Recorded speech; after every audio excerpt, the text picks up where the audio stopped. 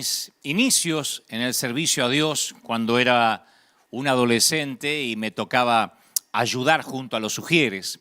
Era una iglesia pequeña en el Gran Buenos Aires y a mí me tocaba asistir a los porteros, daba la bienvenida a la gente.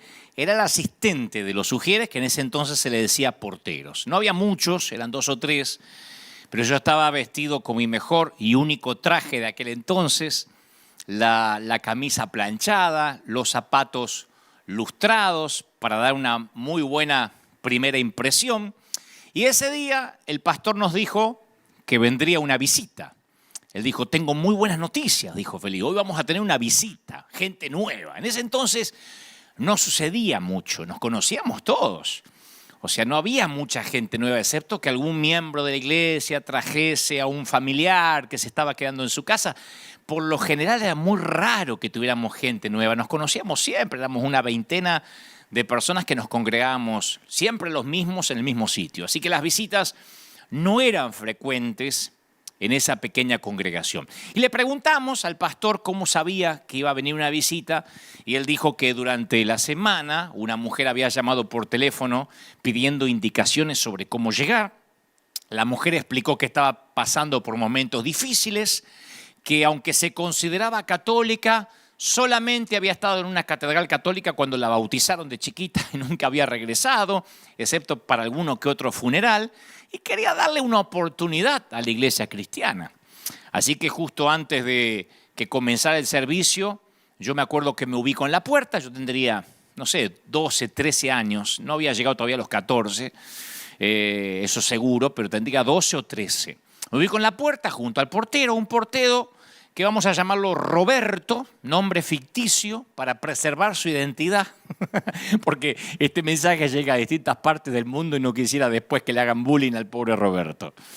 Y la vimos llegar a la dama, mientras que en esa iglesia que me congregaba, todas las hermanas usaban vestidos casi todos largos hasta los tobillos, estaban completamente tapadas. Nuestra visitante, que conducía su propio automóvil, cerró la puerta de su auto, con la misma mano que sostenía su cigarrillo, así que apagó el cigarrillo ahí cerquita de donde estacionó, vestía jeans apretados, una camiseta ajustada sin mangas, más o menos lo que me acuerdo, y yo pensaba en dilucidar cuál sería el problema de esta dama que dijo necesito ayuda, un novio abusivo, adicción a las drogas, desempleo, abandono, todo eso y más, porque daba con el perfil de una mujer, ya apenas estacionó entre lo que salió del auto hasta la iglesia, hasta el templo, podía uno ver que era una dama que tenía problemas.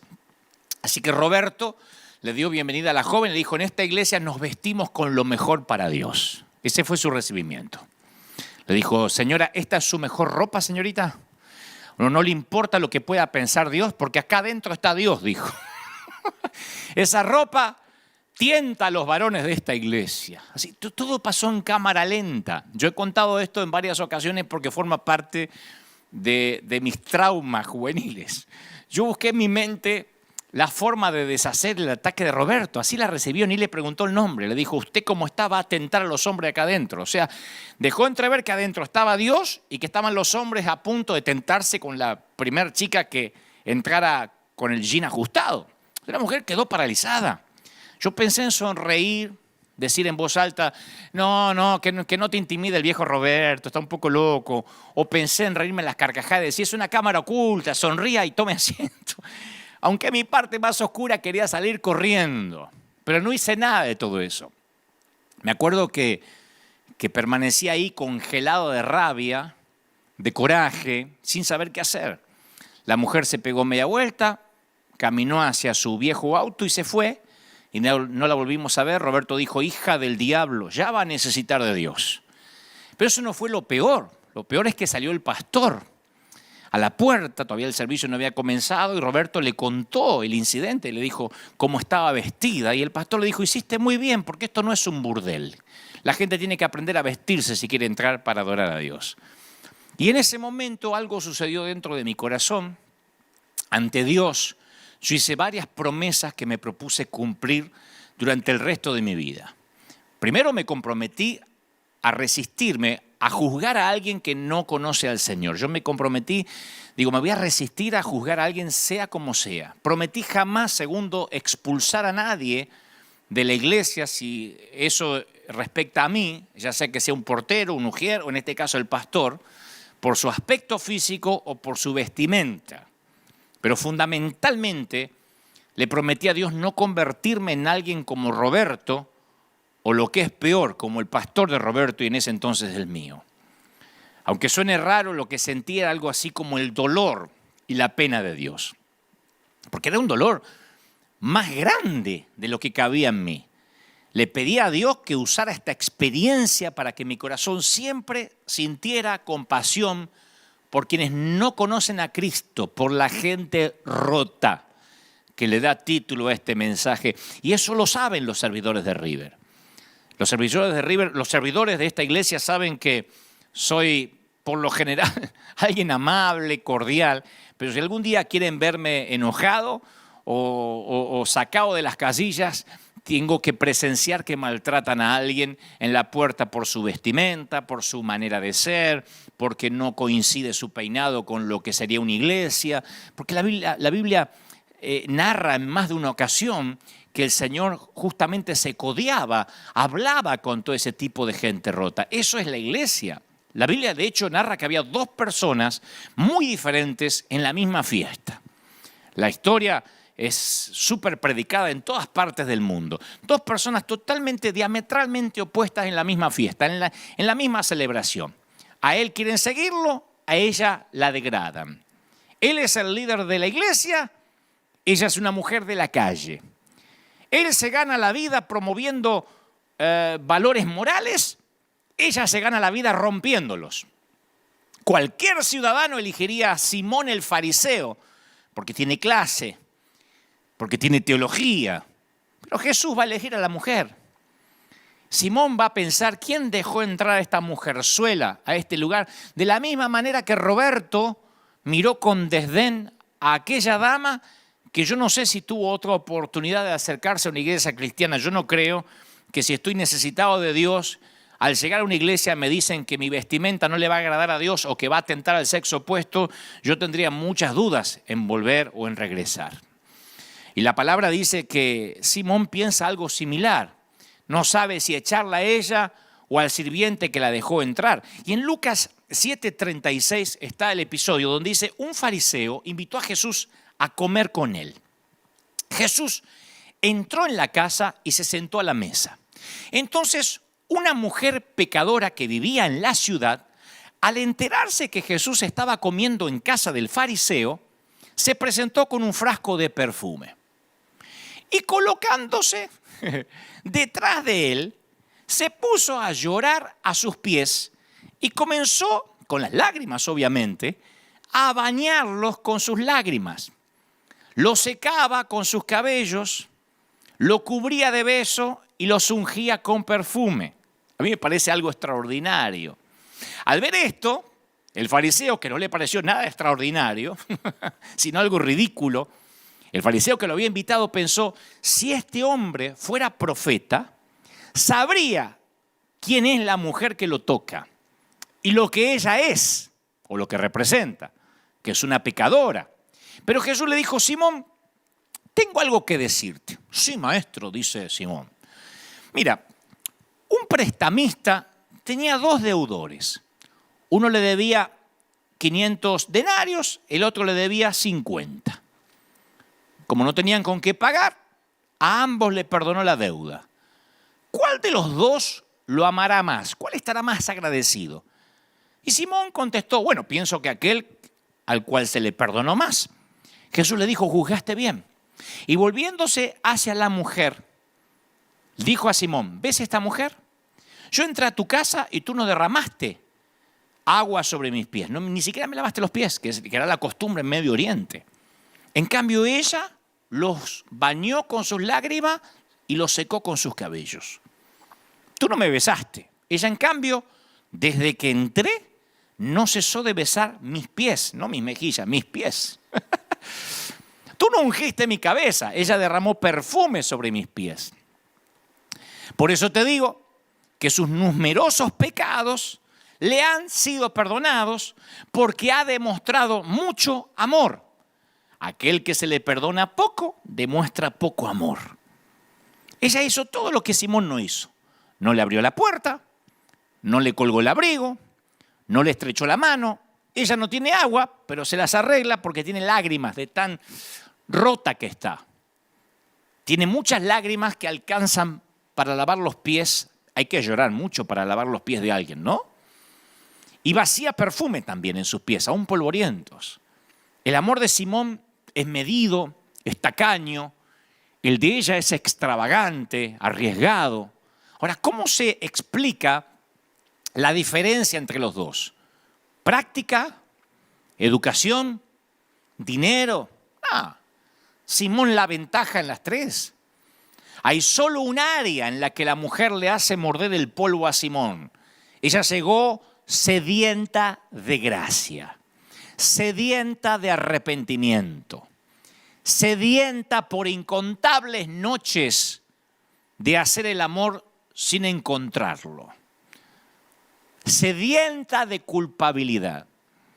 Y cuando Jesús le acerca la copa de la gracia, la bebe hasta que se le humedece cada pulgada del alma. Simón ni siquiera tiene sed, porque la gente como Simón no necesita gracia, la analiza. La gente como Simón no necesita misericordia, la debate, la discute y en todo caso no la comparte. Ahora, ¿por qué Jesús eligió a la prostituta? Lo dice claramente, mas aquel al que se le perdona poco, poco ama. Aquel al que se le perdona mucho, mucho ama. En otras palabras, no podemos dar lo que no hemos recibido. Muchos quieren amar a la fuerza, apretar la mandíbula y decir, ay, no lo soporto, no la soporto, pero vean, voy a amar a mi suegra. No lo soporto, pero voy a besar al vecino. No lo aguanto, pero lo voy a abrazar igual. Pero el secreto para amar no es ese. El secreto para amar es recibir amor. Nosotros le amamos a Él porque Él nos amó primero, dice 1 de Juan 4:19. Entonces, ¿quieres aprender a perdonar? Bueno, piensa en las veces que recibiste perdón. Perdónense mutuamente, así como Dios los perdonó a ustedes en Cristo, dice Efesios 4:32. Pablo le escribe a la iglesia de Éfeso y dice, ese es el secreto para aprender a perdonar. Saber que uno es perdonado. Isaías 61:10 dice, en gran manera me gozaré en Jehová. Mi alma se alegrará en mi Dios porque me vistió con vestiduras de salvación. Me rodeó de manto de justicia. Me fascina eso. Como a novio me atavió. Como a novia adornada con joyas. Isaías declara lo que el Señor hace cuando ama, viste, redime. ¿Conoces a alguien que necesita un manto de amor? ¿Alguien que necesita ser cubierto con misericordia? Digo, ¿alguna vez oíste a buitres o a chacales humanos destrozar el testimonio hablando mal de un siervo de Dios? Yo muchas veces. La pregunta es, ¿te quedaste callado cuando no tenías nada bueno para decir porque querías protegerlo con un manto de amor? Dijiste, bueno, si no tengo nada bueno para decir, me quedo callado. O dijiste, uy, sí, yo vi un videíto, te lo comparto. O donde el fulano dice una herejía. Y empezaste a divulgar la equivocación ajena. No digo que pase, pero yo sé que esto no pasa con la gente que mira este servicio. Pero en algunas partes, gente que no mira este servicio, yo sé que hace eso. ¿No sería maravilloso que apenas acusan a un hombre de Dios, a una mujer de Dios, a un ministro, salir a toda la iglesia o las organizaciones que dicen nuclearnos a decir, te metes con uno de nosotros y te metes con todos? ¿No sería espectacular? ¿No sería buenísimo que esas entidades que nuclean las iglesias y que a veces se jactan de decir nosotros tenemos no sé cuántas iglesias bajo nuestra cobertura, dijeran tocas a uno y tocas a todos? ¿Se imaginan una unidad así? Esa unidad no se muestra en desayunos de pastores, Esa unidad no se muestra en una reunión eventual de tanto en tanto en un estadio, en un lugar. No, esa unidad se muestra al cubrir y al levantar nuestros caídos. Sería fabuloso que si así como muchas veces se sacan comunicados para despegarse del leproso o del que dijo una frase poco feliz o para despegarse del que metió la pata, sacaran comunicados para decir es nuestro herido. Cuidado, porque somos familia y somos muchos. Aún la mafia se defienden entre sí. Aún los carteles de la droga, los que manejan los carteles, se defienden entre sí porque a su manera tienen códigos. Y no estoy haciendo apología de los carteles. No estoy haciendo apología de la delincuencia. Lo que digo es que yo veo como muchas veces organizaciones hasta políticas tienen sus códigos. Sería extraordinario que cubriéramos con amor, que ante la duda cubriéramos con amor. El querido Juan Carlos Ortiz siempre me dice, mira querido, cuando llegue al cielo, yo prefiero haberme equivocado por dar gracia y por amar que haberme equivocado por hacer justicia y odiar. O sea que si me voy a equivocar, prefiero equivocar amando. Eso es lo maravilloso cuando uno está consciente que recibió mucho amor y tiene que dar mucho amor. Porque todos somos gente rota, como dice el título de este mensaje. Yo hablé esto en muchas ocasiones, pero sentí fuertemente, mientras preparaba el mensaje durante esta semana, que en este día especial, en este día del Padre en particular, Dios me volvía a decir, vuelve a hablar acerca de la gracia bien entendida. Génesis 3:21 dice, y Jehová hizo al hombre y a su mujer túnicas de pieles y los vistió. Yo tengo un mensaje llamado El Vestidor de Dios, donde profundizo respecto a esto, que Él fue el primer sastre en la mayor muestra de amor. No los vistió Adán y Eva, Gianni Versace, ni Giorgio Armani, ni Hugo Boss, ni Oscar de la Renta, ni Carolina Herrera. El creador del universo los vistió. Y no es que les tiró la ropa así, sino que como una mamá le dijo, quédate quieto, Adán, a ver cómo te queda. Dios los cubre con un manto de amor, aun cuando ellos meten la pata. En la historia que todos conocemos, es el padre que sabe que va a echar al hijo de la casa, pero dice, abrígate. A mí me fascina eso. Abrígate, te estoy echando, pero abrígate antes de salir a la calle que hace frío. Alguien dijo, amo tanto a ese hombre que cada vez que lo mando a volar le digo, espérame que te acompaño. Vieron que a veces hay personas que aman tanto que lo mandan a pasear al otro y dicen, pero espera que voy contigo a donde te mandé. Bueno, Dios está haciendo algo similar. Los está echando del huerto, pero los abriga, no los deja ir desnudos. No dice, ¿qué me importa? Pecaron que se vayan desnudos. La primera reacción del padre al pródigo es cambiar su ropa. El hijo dice, papá, yo he pecado contra el cielo, he pecado contra ti. No soy digno de ser llamado tu hijo. Y el padre le dice a su siervo, saquen el mejor vestido. El mejor vestido. No dijo, dale la ropa del último de los empleados. Fíjate si hay algo viejo ahí en el warehouse, en el galpón. No, el mejor vestido. Y vístanlo. Y pónganle un anillo también. Y calzado en sus pies. A mí me fascina eso de tapar, de cubrir, de proteger. Porque es algo que como cristianos tenemos que heredar. Años atrás, en esas mismas iglesias donde yo me crié, que no reniego porque fueron parte de mi niñez, en esa iglesia donde estaba Roberto, que no es su nombre real, pero ahí estaba, y como él había unos cuantos, estaba de moda enseñar a la iglesia respecto a la vestimenta modesta, porque era el signo o el símbolo externo de santidad, cómo te vestías.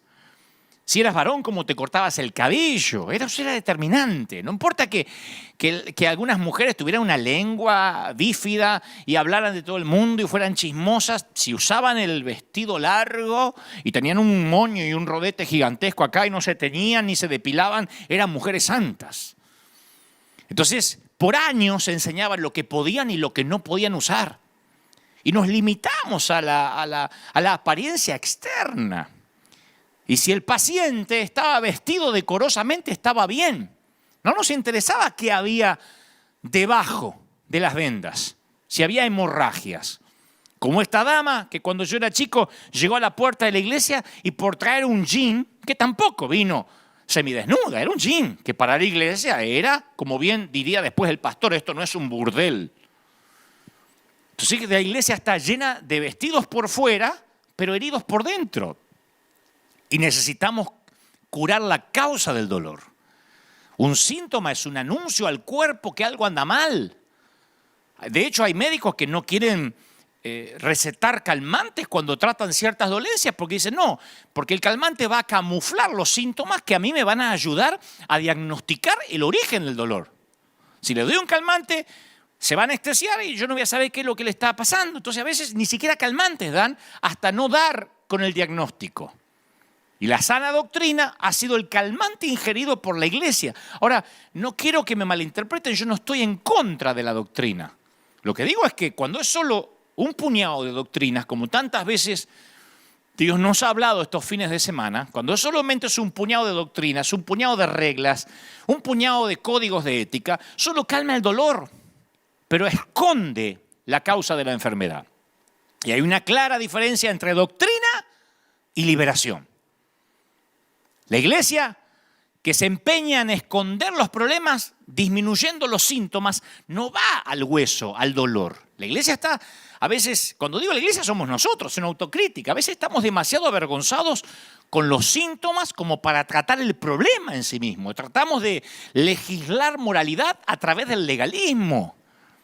Y si bien dice Isaías 64:6, todos nosotros somos suciedad, todas nuestras justicias son también como trapos de inmundicia. O sea que la doctrina, el esfuerzo que hagamos es un trapo sucio. Cualquier intento de agradar a Dios es un trapo mugriento. Ahora, no estoy diciendo, vístete como quiere, vive como quiere. Lo que te digo es, ¿de qué sirve cambiar el exterior cuando adentro estamos pútridos? ¿De qué sirve cambiarnos la ropa cuando no nos damos un buen baño y nos higienizamos como debemos? O no nos higienizamos como debemos. Lo que pasa es que la mayoría de nosotros, y me incluyo, nos sentimos cómodos con los pecados ajenos. Nos olvidamos de hombres como David, pero nos juntamos inmediatamente como buitres para liquidar a los que caen. ¿Por qué tenemos una doble moral? No importa tanto el pecado, como dije hace unos meses atrás, si no importa quién pecó. Si es un ajeno, lo liquidamos, a menos que sea nuestro hijo, nuestro padre, a menos que sea alguien cercano a nosotros. Como dije una vez, por años la iglesia se opuso al divorcio hasta que se divorcia el hijo del pastor, la hija del pastor o el propio pastor. Entonces ahí empiezan a cambiar la cosa. Bueno, no es tan así, los tiempos cambiaron. Y no estoy siendo like, ni quiero hacer de este mensaje una licencia para pecar. Lo que digo es que la iglesia decía que nadie, por ejemplo, podía pretender servir a Dios si no sabía gobernar su casa primero, hasta que los propios hijos del pastor dejaron de congregarse. Entonces muchos ministros decían, bueno, mi hijo no viene porque está muy ocupado, está estudiando. Cuando nos toca a nosotros, los que predicamos, nos damos cuenta que es fácil condenar a otro cuando nosotros no tenemos que pasarlo. Cuando le pones una cara al pecador, todo cambia. Cuando al pecador le pones una cara, deja de ser simplemente un pecador, es alguien. Hace un tiempo, yo no había contado esto en público, hace un tiempo una dama cuyo nieto se congrega en nuestra iglesia vino a visitarnos. Ella se congrega en otra iglesia, su nieto se congrega aquí en River. Y en un momento esta dama me dice, allá en nuestra iglesia empezaron a venir los homosexuales. Yo le digo, ajá. Me dice, sí, nosotros le oramos, le damos un par de domingos para que cambien, si no tienen que irse. Le digo, ¿le dan un par de domingos? Sí, si no cambia rápido, dice, porque si los deja quedarse, se te empieza a llenar de gente como él. No hay que dejarlo que toque las cosas santas, y menos que quieran servir a Dios. Así que yo respiré profundo y le dije, mire, yo no quiero decirle esto, pero su nieto me confesó que tiene serios problemas con su orientación sexual, ahora que lo dice. Y se quedó fría la mujer. Le digo, mire, no quería decirle, pero ya que me sacó el tema, voy a seguir su consejo. Lo voy a quitar de todo lo que está haciendo en la iglesia y hoy mismo lo pongo de patitas en la calle, lo voy a echar de la congregación, voy a sacarlo con seguridad. Porque este no solo está hace un par de domingos, este está hace años en la iglesia y me dice que tiene serios problemas con su identidad sexual. No me consta que haya pecado, pero tiene que ver con lo que me está contando, así que lo voy a tener que echar. Y el rostro de la dama se transfiguró. Me dijo, ¿no es cierto? Le digo, sí, lo es. Y me dice, pero no puede usted echarlo como un perro, es mi nieto. ¿Y dónde queda el amor de Dios? Le dije, tranquila, me acabo de inventar la historia. Solo quería que supiera que todo cambia cuando al pecador le pones un rostro.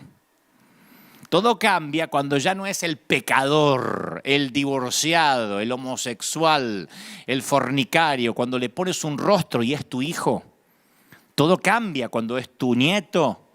Cuando es alguien que te atañe a ti, el Señor le ponía rostros a los pecadores. Los conocía, hablaba con ellos y por eso se compadecía. A mí me llamó mucho la atención cuando en su momento Cristian Castro, el cantante, vino un par de veces aquí a River Arena por curiosidad, porque lo trajo la novia de ese entonces, no lo sé. Pero no me llamó la atención él, porque él fue muy respetuoso, vino, se sentó aquí, un amor como persona, me comunicó por teléfono con su mamá, la famosa actriz Verónica Castro, hablé con su madre, es un hombre maravilloso, él como persona, en su trato, muy educado, o sea, bien podría haber venido con aires de estrella, pero él no me llamó la atención, sino los comentarios de algunos cristianos luego en las redes. Al día siguiente me decían, le dejaste tocar el lugar santo, porque yo lo invité aquí a pasar un momento. Que no sé dónde sacaron esa idea que hay lugares santos dentro de un auditorio o templo. Esto no es un tabernáculo, esto es un auditorio, es una arena. Y cualquier sitio, cualquier templo no deja de ser un lugar donde entran los pecadores y eso incluye al pastor. Si este fuera un lugar más santo que otros lugares por allá abajo, en primera instancia yo no podría estar parado aquí. Otros escribían, espero que la conversión de este muchacho sea real y que no ande dejando mal testimonio por ahí. Otro decía, fue a la iglesia, pero no lo veo cantando alabanzas a Dios. O sea, que la gente, o no voy a decir la gente, nosotros le pedimos a los demás, porque nosotros también somos gente, le pedimos a los demás lo que nosotros no hacemos. El Señor dijo, hipócritas, atan cargas pesadas y difíciles de llevar, las ponen sobre los hombros de los demás, pero ni con un dedo ustedes la quieren mover.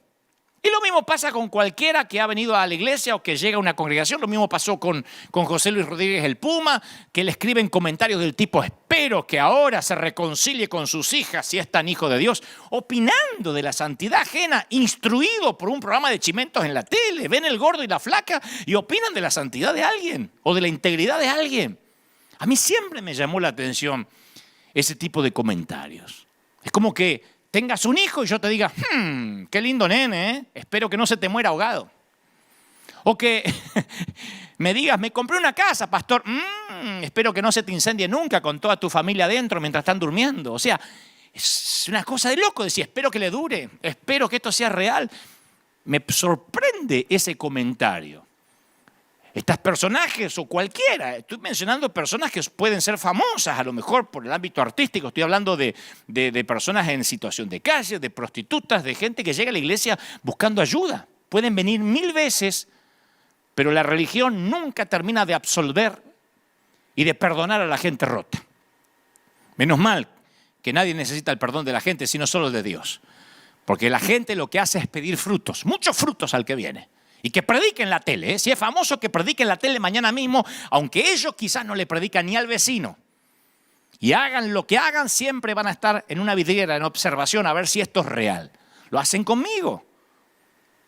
Llevo, por providencia de vida, más de 30 y tantos años en el peregrinar cristiano, sirviendo al Señor. Y sin embargo, publicamos fotos a veces de ayudas o cosas que hacemos y me ponen, sí, pero no vemos que le des a países más necesitados. Yo no veo mucha necesidad ahí. O sea, no le dan a nadie, porque no es que me lo dice una fundación.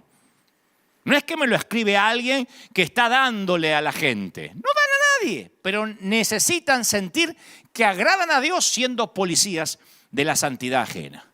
A la divorciada o a la madre soltera se las mira con sospecha. Al ex mujeriego se lo mira como mujeriego en pausa. Ya va a mostrar los hilos o la hilacha. Ni hablar si viene de un adulterio. La iglesia siempre se ha caracterizado por dejar afuera a la gente rota. Por eso no me sorprende qué rápido algunos aceptaron tomarle la temperatura, mandar a los infectados de vuelta a casa y decirle a los niños y a los ancianos que se queden en casa. La nueva normalidad no es un invento de la pandemia. Yo la viví como ayudante de Roberto hace 40 años atrás. Ya había una nueva normalidad de dejar los infectados afuera. La única diferencia, no se le tomaba la temperatura ni le ponían alcohol en gel en las manos.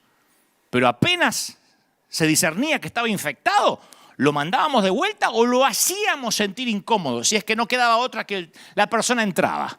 Se le hacía un hueco, se le hacía sentir incómodo como diciendo no perteneces aquí, no te vistes como nosotros, no hablas como nosotros, no te peinas como nosotros, no saludas como nosotros. Y la gente rota, de pronto llega al hospital y encuentra que el hospital ya no es un hospital, que el hospital es un museo. Por eso pienso que esta pandemia nos va a hacer reflexionar a muchos. Nos hace pensar el propósito, la legitimidad de la iglesia. Hace muchos años, mis padres, muchos años, mucho más chiquito que 14, yo tendría unos 5 años, porque cuando cumplí 7 fue que ellos conocieron al Señor. Así que presumo que en el año 1972 o 73 mis padres tuvieron una discusión. Como yo era chiquito no entendía de qué discutieron, pero sí mi papá guardaba un arma en el cajón de la mesa de luz y yo recuerdo muy nítido hasta hoy cómo fue, la buscó, cargó un par de balas y se dirigió al galpón, el fondo, el donde él tenía su improvisada carpintería, y llorando decía, me voy a quitar la vida, y mi mamá corría detrás diciendo, no lo hagas. El cáncer de mi mamá había llegado para complicarlo todo, mi padre estaba siempre borracho, pero ahora, después de muchos años, me doy cuenta que hay ciertos temores que fueron grabados en mi alma cuando yo era chiquito. Que las viejas heridas tienen una memoria muy buena, pero unas destrezas interpretativas abismalmente pobres. Si bien es cierto que el dolor mantiene los recuerdos frescos, también oculta la verdad y evita que entiendas lo que ocurrió en realidad. Los niños a veces parecen ver y escuchar todo, pero con frecuencia interpretan incorrectamente la información. Y yo interpreté incorrectamente lo que pasaba. Era algo sórdido. Realmente mi papá intentó quitarse la vida y no sé qué pasó allí en el galpón, en el fondo, porque mi mamá le quitó el arma y no ocurrió. Pero yo llegué a conclusiones equivocadas. Como muchos que ahora me están viendo en cualquier parte del mundo y que, por ejemplo, dice, es que el matrimonio de mis padres llegó a su fin porque yo tuve algo que ver ahí. Inevitablemente personalizamos lo que ocurrió. ¿Se habría quedado papá en casa si yo hubiese ordenado mi cuarto? Hay niños que piensan eso. ¿Será que mamá nos abandonó porque yo no la ayudaba a juntar los platos de la mesa? ¿Qué hubiera podido hacer? ¿Qué hice? Tiene que haber sido mi culpa. Y eso es lo que yo pensé cuando tenía 4 o 5 años. Porque mi padre, cuando iba para el fondo a quitarse la vida o a intentar quitarse la vida, me miró con odio y me dijo, es tu culpa, porque él estaba muy dolido por la enfermedad de mi madre. Cuando ella se embarazó, apareció el cáncer. Entonces tuvo que decidir si darme a luz o tratar de producir un aborto para preservar su cuerpo, y ella decidió que me tendría igual. De alguna forma yo no sabía todavía esa historia, pero sí mi padre me vio con odio o con resentimiento en ese momento. Estaba completamente borracho, no conocía al Señor. Yo amaba a mi padre y en mi mente de chiquito él no podía estar equivocado. Si él me miraba con odio es porque algo terrible había en mí. Y yo decidí que nunca más iba a permitir que alguien se acercara a mí lo suficiente como para ver lo que mi papá había visto en mí. No sé qué vio malo, pero yo dije, nadie se va a acercar mucho a mí. Nadie se dará cuenta que algo está mal conmigo. Esa mortal estrategia también afectó mi relación con Dios. Porque yo decidí ser el perfecto hombre cristiano para que así Dios nunca viera en mí nada que hiciera que dejara de amarme. Yo no hubiese podido soportar una mirada de Dios como la mirada de mi papá en aquel entonces, que insisto, estaba borracho, yo era un chiquitito, interpreté mal, después él se entregó al Señor, todo cambió. Pero esos momentos, esas situaciones marcan. Y esos momentos se transforman en una senda que muchos siguen recorriendo hoy en día. Yo escucho a mucha gente que lucha con una imagen distorsionada de sí mismos, usualmente por sucesos que ocurrieron en el pasado. No, es que mi mamá me dijo que yo era tóxica y ella tenía razón, porque yo daño todo lo que toco. Soy una mujer dañada. Y a quien toco, yo me relaciono de manera enferma con esa persona, de manera obsesiva, y tengo relaciones disfuncionales y todo lo que toco lo arruino. Por eso es que me intento alejar, dicen algunas damas, arrastrando quién sabe qué del pasado. Otras dicen, mi esposo es un abusador, pero bueno, yo me lo merezco, yo me merezco ese tipo de hombre. O mi esposa me maltrata, pero yo me merezco ese tipo de mujeres. Otras mujeres dicen, cuando me miro en el espejo, todo lo que veo es una mujer gorda, llena de estrías, de arrugas, que no merece que la quieran. Me voy a quedar soltera para siempre. ¿A quién le va a gustar compartir la vida conmigo? No puedo tener hijos, dicen otros. Creo que Dios me está castigando por cosas que hice en el pasado. Y el tema siempre es el mismo. ¿Qué hay de malo conmigo? Las viejas heridas realmente tienen buena memoria. Y a mí me rompe el corazón darme cuenta que aunque Cristo murió para darnos libertad, algunos seguidores de Cristo parecen ser cautivos de esa falsedad, de esa mentira. Y van rotos por la vida. Y entonces un día corren a la iglesia pensando en que tal vez encuentren la sanidad en una congregación, en un lugar donde se predica a Cristo, y se encuentran con que le hacen notar que está roto. Y que por estar roto no va a ser amado y no va a ser aceptado y que tendrá que cambiar primero y arreglarse por su cuenta antes de entrar a este museo de santos. Qué diferente es como el Señor veía a los pecadores. Génesis capítulo 3, versículo 8 narra que con el viento de la tarde el hombre y su esposa oyeron que Dios iba y venía por el jardín, así que corrieron a esconderse entre los árboles. Ellos ya habían pecado, habían comido del árbol que no tenían que comer. Nunca habían escuchado la palabra esconderse. Esa palabra no formaba parte de su vocabulario. Y en ese momento se percataron de su desnudez, se sintieron profundamente avergonzados. Y ahí descubrieron una nueva emoción. La vergüenza nunca le había afectado hasta ahora. La diferencia entre la culpa y la vergüenza es clara. Nos sentimos culpables por lo que hacemos, pero nos sentimos avergonzados por lo que somos. Quiero que lo pienses de esta manera. Si hiciste algo malo, bueno, tratas de arreglarlo. ¿Qué sé yo? Pides perdón, tratas de restituir. Pero si en lo profundo de tu alma crees que eres algo malo, como yo pensé durante mucho tiempo que algo mal estaba conmigo, ¿qué vas a hacer con eso? ¿Conoces esa sensación de tener vergüenza de acercarte a Dios? Yo la conocí casi toda la primera parte de mi juventud. Yo pensaba siempre que Dios me miraba con odio, que algo mal había en mí. Y ahora Adán y Eva tienen ese instinto que a mí me parece familiar, porque ellos no corrieron hacia Dios o se tiraron a sus pies y le explicaron lo que había ocurrido. En lugar de eso se escondieron. Y ese es el triste y horrible legado edénico del quebranto. Esa fue precisamente la intención de la serpiente. Romper la relación especial, la camaradería que existía entre Dios y su creación y sus hijos. Una de las cosas que más le he repetido en esta década a nuestra gente aquí en la iglesia es: mientras más grande sea el lío, más rápido vengan a la iglesia. Una vez, hace relativamente poco, fui a una boda y me encontré con un muchacho que se congregaba aquí, que tuvo un serio problema matrimonial, se divorció y un día desapareció. Y ahí estaba en la boda, porque resulta que vino para estar con quien se casaba.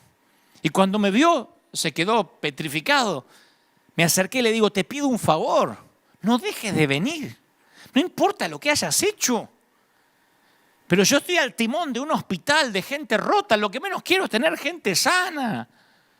No me interesa llenar la iglesia de matrimonios perfectos. Lo que me interesa es predicarle a matrimonios en crisis, o a los que rompieron el matrimonio, a los divorciados, los demás que creen que son sanos. No me interesa. El Señor dijo: yo no vine para los sanos, Vine para los enfermos, por eso a mí no me cuaja esta nueva normalidad de los gobiernos de decirle a la iglesia quién entra y quién no entra a la iglesia. Porque ojalá dijeran que entren los enfermos y que los sanos se queden afuera. Eso yo lo hubiese aceptado, de verdad. Si hubiesen dicho los que están sanos que se queden afuera y los enfermos bajo su responsabilidad que entren todos, eso hubiese querido que ocurra. Aunque después alguno va a poner, y si eres tan valiente, ¿por qué no vas a un hospital? Claro que fuimos a orar por gente enferma con el COVID-19 y no nos pasó nada. Porque mayor es el que está en nosotros, mayor es nuestro llamamiento. Y si tengo que perecer, que perezca, dijo Esther cuando fue a ver al rey. Si se trata de un llamado que es más importante que la vida, lo diré tantas veces hasta que quede claro. Pero trágicamente, la confianza que se rompió en el Edén dificultó muchísimo que corramos a Dios cuando metamos la pata. Cuando metemos la pata y menos que corramos a la iglesia. Cuando sientes que has caído, que has fallado a Dios de alguna manera, ¿cómo uno responde? ¿Cómo respondes? La mayoría de nosotros quiere esconderse. ¿Qué decimos? No voy más a la iglesia con la que me mandé. No, yo no tengo cara para ir a adorar a Dios. Fíjense el subconsciente colectivo cómo nos dice que hay que tener cara de santo para adorar a Dios. Ahora los pecadores no pueden adorar a Dios, tienen que adorar a los santos. Para mí entonces que no adora a nadie. Fíjense cómo el subconsciente colectivo nos engaña, que decimos, no, cuando yo me sienta mejor voy a ir a la iglesia. Yo ahora tengo una vida que la verdad, si voy a la iglesia Dios me fulmina, ¿no? Te fulmina a lo mejor el religioso, el fariseo, pero Dios no. Dios va a mandar a que te pongan el mejor vestido, aunque todavía huelas a puerco. Alguno podrá decir que esto es liberalismo, humanismo, pero esto es Biblia, esto es teología pura. Nosotros somos los que queremos huir, tratar de enmendar las cosas o arreglarlas un poquito por nuestra cuenta. Luego entonces, luego que arreglemos todo, entonces iremos a Dios y le explicaremos todos. Pero eso no resultó en el Edén, no resultará ahora. Ellos no pudieron ocultarle a Dios que estaban rotos y desnudos. Y yo sé que tú también te has estado escondiendo en ese sótano húmedo por mucho tiempo. Cuando el día comenzó a refrescar, el hombre y la mujer oyeron que Dios andaba recorriendo el jardín. Y entonces corrieron a esconderse entre los árboles. Adán y Eva no sabían cómo enfrentar su fracaso. Y nosotros tampoco. No nos escondemos ya tras los árboles, pero tenemos formas más sofisticadas de lidiar con la culpa. Algunos anestesiamos la culpa. Con una botella de tequila, con una hora de pornografía en internet. Y la culpa desaparece mientras que dura el happy hour, pero después aparece cuando regresamos a casa. Otros niegan la culpa. Pretenden que nunca tropezaron, ingenian un plan para encubrir la mala decisión, una mentira lleva a la otra, ajustan la segunda historia para que se ajuste con la primera historia y piensan, ¿cómo puedo seguir manteniendo esta farsa? Tercero, son los que minimizan la culpa. Bueno, no nos equivocamos, nos extraviamos un poco, nos dejamos llevar por un momento, nos desviamos un poquito. Cuarto, enterramos la culpa. La escondemos detrás de un montón de trabajo, de un calendario de actividades, y mientras más ocupados estamos, menos tiempo nos queda para pasarlo con las personas que odiamos, o sea, nosotros mismos. Hay que llegar bien cansado a la cama para no mirarnos al espejo. Otros castigan la culpa. Conozco mucha gente que se lastima, se azota a sí misma, no usa látigos, entonces usa reglas. Largas reglas de cosas por hacer, ritos que acatar, penitencias dolorosas, disfrazadas de sana doctrina. Ora más, estudia más, ofrenda más. Estuve 40 días ayunando, creyendo que eso va a agradar a Dios, pero no es el ayuno prolongado lo que agrada a Dios si el corazón no es correcto. Otros evitan mencionar la culpa, no la sacan a colación, no le digas a la familia, mucho menos que se entere el pastor. Mantén todo muy superficial, cruza los dedos para que el monstruo de la laguna de la culpa se mantenga en lo profundo. ¿Cómo estás? ¿Bien? ¿Cómo estás? Hay gente que se pone la risa de Joker y así va por la vida. Otros desvían la culpa. Atacan a sus hijos, tienen explosiones de carácter, se desquitan con el cónyuge, le gritan a los empleados o al otro conductor. Otros neutralizan la culpa, deciden que nunca van a cometer un error, nunca más. Crean la foto de la familia perfecta y son cristianos perfectos, sacan muchas selfies y viven para las redes. Se mantienen al control, porque todos los días suben fotos amorosos en las redes, parecen los Ingalls. Y compensan su error no tolerando los deslices ni las metidas de pata ajenas. Son los que dicen, yo cuido el testimonio. O sea, ellos creen que el testimonio es lo que se ve, no lo que son. Capaz que son parejas que se llevan como perro y gato, pero se sacan una foto para dar un testimonio que no existe, que es un falso testimonio. Como verán, los arbustos varían, pero siempre están allí los árboles donde la gente se esconde para que la iglesia no se entere que están rotos. Miren qué locura. Es como entrar a un hospital y decir que no se enteren que estoy enfermo, que no se enteren que estoy enfermo. ¿Y para qué vas al hospital? Adán y Eva se escondieron detrás de las hojas de higuera, de arbustos, de mentiras. Y no ha cambiado mucho. Nunca, escucha esto, nunca has sido ni más ni menos salvo que el momento que fuiste salvo por primera vez. Aunque esto cause urticaria en la teología de alguien. Puedes creerlo o no, sé lo que te digo por experiencia con el Señor. Ninguna mala acción descuenta tu salvación. Ninguna buena acción la enriquece. Tu salvación no tiene que ver contigo, sino con la cruz. No te ahogues en la cloaca de tu propia condenación. Amamos nuestros escondites para que no sepan cómo somos. Algunos se esconden en la comida, porque es lo único que pueden tener algún tipo de control. Otros se esconden en las cosas. Un par de zapatos más, un bolso más, un vestido de diseño más. Y me voy a sentir mejor. Pero nunca nos sentimos satisfechos. Siempre vamos a necesitar una cosa más. Otros se esconden en las relaciones. Tal vez eres de esas personas que pasan de una relación a otra y siempre encuentras defectos en la otra persona. Dicen, no puedo encontrar al hombre o la mujer ideal porque no te hacen sentir de la manera que quieres sentirte. Como no te hacen sentir como quisieras sentirte, el problema está contigo, donde quiera que vaya, no en el otro. Otros se esconden en el ministerio y en el servir a Dios. Ese fue el escondite que yo escogí por años. Porque después de la mirada de mi papá y después de estar en una iglesia donde había personas como Roberto que decían, hija del diablo, mientras que la mujer se fue porque tenía jeans, y donde su pastor la felicitó porque le dijo, bien que no la dejaste entrar porque esto no es un burdel. Cuando te crías en una iglesia así, cuando creces, te escondes tras el arbusto de servir a Dios.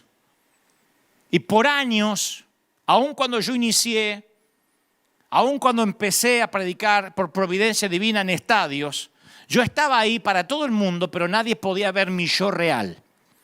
Yo no era como ahora, yo no predicaba lo que ahora. Si algunos dicen cambiaste, sí, yo no era auténtico. Yo sentía que si te ayudaba, si oraba por ti y compartía el amor de Dios contigo, entonces me iba a sentir bien. Y nunca te iba a permitir que te acerques demasiado en caso de que pudieras ver lo que en realidad mi padre había visto cuando yo tenía 5 años o 4 años. Hay un montón de gente que se esconde tras el ministerio y reemplaza el amar a Dios por el servir a Dios. Tal vez hayas escogido un lugar diferente, un sótano diferente. Quizás tus escondites son tan oscuros y tenebrosos que ni siquiera puedes identificarlos, pero sientes a través del Espíritu Santo que te estás escondiendo ahora mismo. Poco después que Adán pecó, Dios lo llamó y le preguntó, ¿dónde estás tú? Génesis 3:9. ¿Dónde estás tú? ¿Dónde estás? ¿Dónde te metiste? Y la Biblia no nos da la inflexión en la voz del Señor cuando llamó a Adán. Yo no creo que sonó algo como, ¿dónde demonios te metiste? No, yo pienso que sonó hasta triste. ¿Dónde estás, Adán? ¿Perdiste algún día un nene, aunque sea por unos pocos minutos en el shopping, en el mall, en una tienda? Yo estoy seguro que si preguntas dónde está tu hijo, hay angustia en tu voz. ¿Dónde estás? Yo creo que la pregunta de Dios estaba impregnada de gracia. El Señor no le preguntó, ¿por qué te estás escondiendo? En lugar de eso le preguntó, ¿dónde estás tú? ¿Puedes notar la diferencia?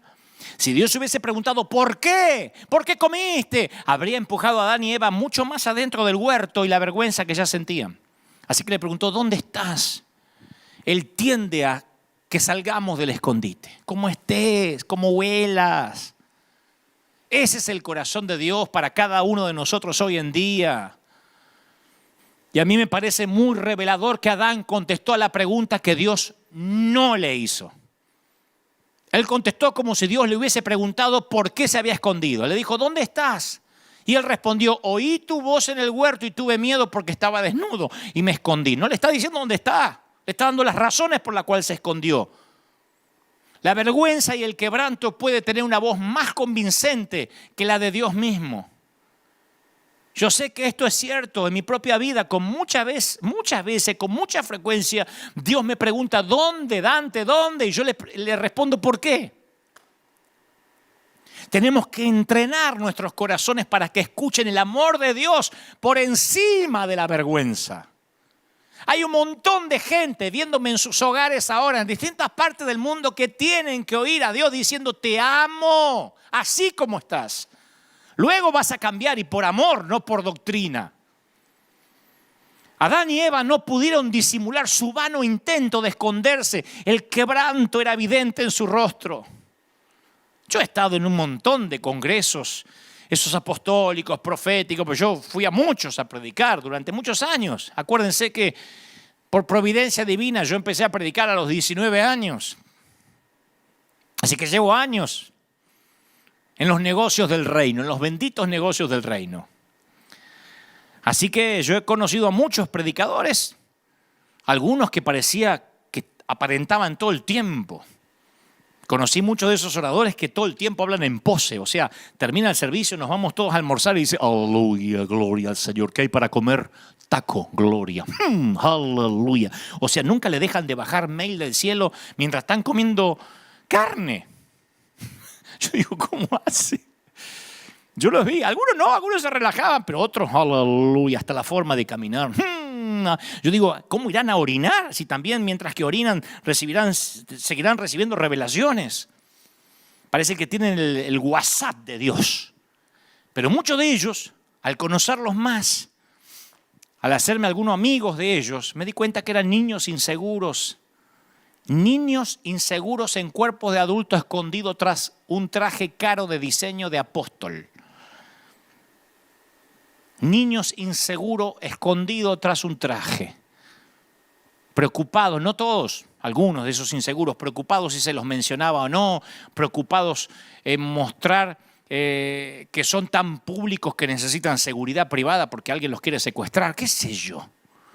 Pero esas simples hojas de higuera no ocultan el dolor. Y menos sirven para ocultar el quebranto. Cuando nuestro Padre amoroso vio el patético intento de Adán y Eva por cubrirse, Él dijo, eso no va a ser suficiente. La Biblia dice que Jehová hizo al hombre y a su mujer túnicas de pieles y los vistió. Los vistió, no mandó que un ángel los vista. No dijo, a estos tipos no los quiero ni ver. Agarrá que un ángel les tire un poquito de ropa y que se manden a mudar. Él los vistió. De hecho, si serían cubiertos, algo tenía que morir para que ellos sean cubiertos, porque los vistió con pieles. ¿De dónde salen esas pieles? ¿De animales? Miren qué metáfora más hermosa de Cristo, quien vertería su sangre para cubrirnos a todos. ¿Dónde sacó las pieles? No las sacó de un closet. Algunos animalitos tuvieron que morir para que ellos se vistieran con pieles que no eran sintéticas, Ya no tienes que esconderte. Eres amado tal cual eres. Qué lindo decirle a la gente, no necesitan ponerse una máscara. Si Dios te ve tal cual eres, no tienes que pretender estar bien siempre. Si te atreves a probarte este atuendo que Dios ha hecho para ti, te darás cuenta que está bien, que a veces estés mal. Yo tengo un mensaje que se llama está bien que no estés bien. Y aunque parece un juego de palabras, lo tenemos que aprender. Mi padre no tenía razón. Yo no ocasioné el cáncer de mi mamá. Yo era un bebé, yo no podía decidir nacer o no nacer. Pero aún así necesité que Dios me cubriera y me hiciera olvidar la vergüenza y me quitara la culpa. Y obviamente hiciera que pudiera amar a mi padre. Los últimos versículos de Génesis 3 siempre tuvieron un impacto profundo en mi vida. Yo solía leerlos como una especie de juicio, pero ahora que empiezo a ver la Biblia con ojos nuevos, veo que es un versículo o un episodio lleno de gracia.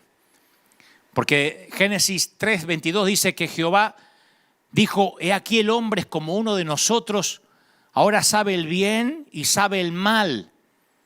Pues que ahora no vaya a alargar la mano y tome también del árbol de la vida y coma, porque va a vivir para siempre. Y lo sacó del huerto del Edén para que labrase la tierra en la que fue tomado. Dios dice, este ya sabe el bien y el mal. Si come del árbol de la inmortalidad, no se muere más. Entonces echó al hombre y lo puso al oriente del huerto del Edén y puso querubines y una espada encendida para guardar el camino del árbol de la vida. Puso a un ángel, ese era un Jedi, con una espada para que no se acercaran más. Tú dices, ¿y a dónde está la gracia en ese pasaje? ¿Dónde hay amor ahí?